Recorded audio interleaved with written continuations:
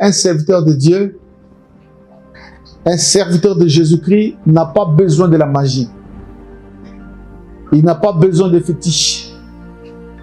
Il n'a pas besoin d'être un occultiste. Parce qu'il est lui-même, il est des mystique. Il est en relation intime avec Jésus. Il demande à Jésus sa puissance. Jésus la lui donne. Il invoque le nom de l'Éternel et Dieu lui apparaît.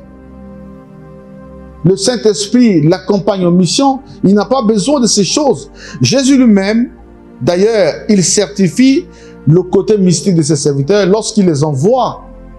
Il dit, allez prêcher la bonne nouvelle. Dites que le royaume des cieux est proche. Voici les miracles qui accompagneront ceux qui auront cru. En mon nom, ils chasseront les démons. Même les disciples eux-mêmes ont découvert leur côté mystique.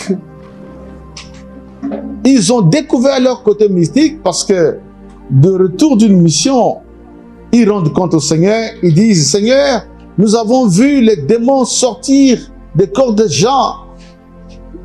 Nous avons vu les démons trembler devant nous. Et Jésus leur a dit, ne vous réjouissez pas du fait que les démons vous sont soumis, mais réjouissez-vous parce que vos noms sont inscrits dans le livre de la vie. C'est pourquoi moi j'insiste toujours qu'on ne doit pas bâtir le miracle et le ministère uniquement sur le miracle, mais il faut bâtir le ministère sur le royaume des cieux. Il faut pousser les gens à entrer dans le royaume de Dieu plutôt que de les laisser simplement autour des miracles. Les miracles accompagnent le message de Jésus. Mais ce n'est pas le contenu essentiel du message de Jésus. Donc, ils ont découvert ce côté mystique lorsque ils prient pour des gens.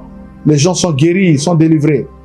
C'est pourquoi, toi, serviteur de Jésus, si tu ordonnes, les choses vont arriver. Est-ce qu'il y a quelqu'un ici qui croit que s'il parle, la chose va arriver? Mais le problème, c'est que nous ne faisons pas usage de ce côté mystique. Qui a déjà fait ça? La plupart ne le font pas.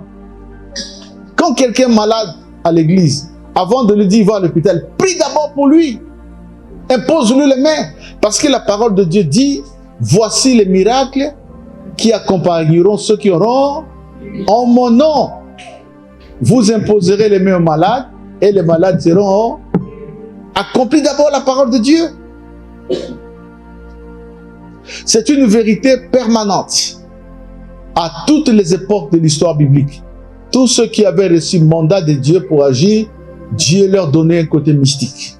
Ils avaient le pouvoir de s'imposer. Ils avaient autorité sur leurs ennemis.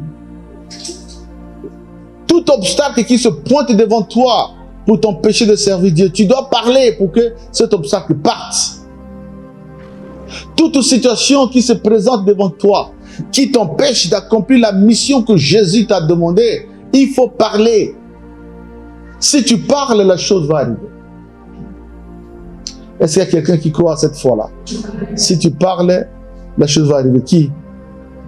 Acclame le Seigneur Jésus.